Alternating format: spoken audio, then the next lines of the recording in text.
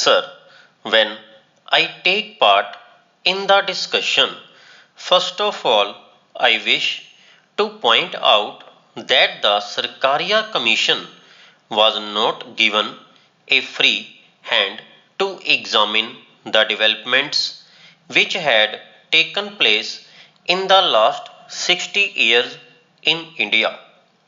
The main important point is the terms of reference. By the terms of reference, certain parameters had been fixed. Within those parameters, the Sarkaria Commission has submitted its report. There are more than 200 recommendations. Due to lack of time, it is not possible to deal largely with all these recommendations. But at the same time, the Commission has tried to find out the past history of India. The Commission has said that too much centralization was objected to from the Mauryan period to the Mughal period. The Commission has stated the fact. Similarly, under the British rule, also centralization was actually objected to by the people, by the states. The founding fathers of our constitution were painfully conscious that the feeling of Indian nationhood was still in the making and required to be carefully nurtured. They therefore built a constitutional structure with a powerful central government envisaging the emergence of an indivisible and integrated India.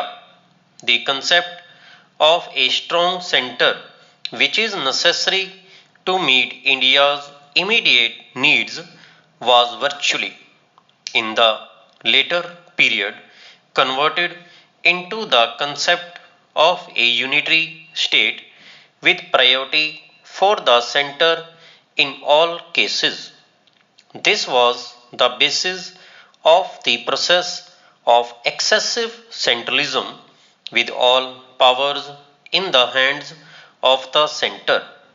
India is developing on the path of capitalism, especially monopoly capitalism. When monopoly capitalism develops in a country, it is then natural that the general argument will be for centralization of the powers in the hands of the central government because they want to protect the interests of the monopoly capitalists and also help the capitalists. So, that is the natural argument. This argument has been there for the last so many years, but over centralization has taken place and we know that it has taken place. What is the result now? Many are talking about the unity of the country, about the integrity of the country. But what has happened in the states? Communal forces have grown, divisive forces have grown, and the integrity of the country has been jeopardized. When the powers were vested in the hands of the center, why has the center failed? The Khalistan movement is there, and there are other movements also, secessionist movements. Now, some people are demanding a Jharkhand state, and then there is a demand for an Uttarakhand state. These are all developing. There was a similar demand in Darjeeling, but fortunately that has been solved now. But Other Physiprus tendencies are growing and the center has not been able to control them. The center has not been able to prevent them, but they think that only for the center and not for the states that the unity of the people has to be maintained.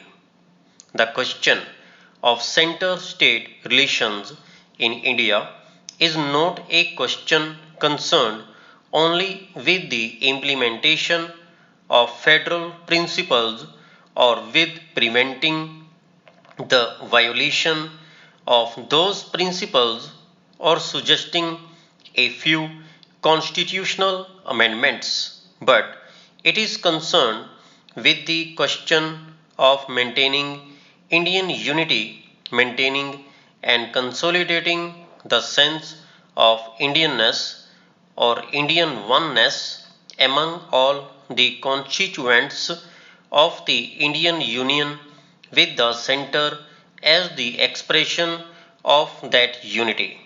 But for maintaining that unity, which has enabled us to control the British to quite the constituent units have not received any reward in the integration of the units because the constituents units consisted of big territories, each with its own language and heritage, and in these huge linguistic national units, their linguistic identity and sense of unity grew side by side with the identity of the Union. So, a deep thought has to be bestowed on how to maintain the unity with the support of the people, with the support of the states. But that is not the concern of the central government.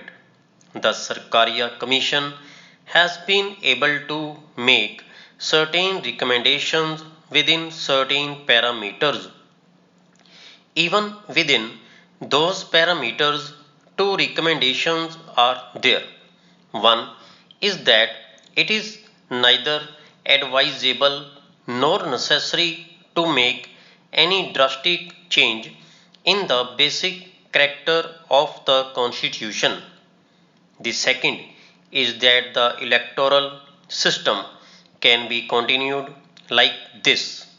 In the second recommendation, the Commission says that it certainly calls for improvement and reform in a number of aspects. The actual working of the Constitution leaves much to be desired. It has said about the changes proposed in the financial aspects of the Indian Union and the states. The arrangements are far from satisfactory. It has said about the role of the governor's reservation of state bills for consideration of the present use of extraordinary powers, etc. etc.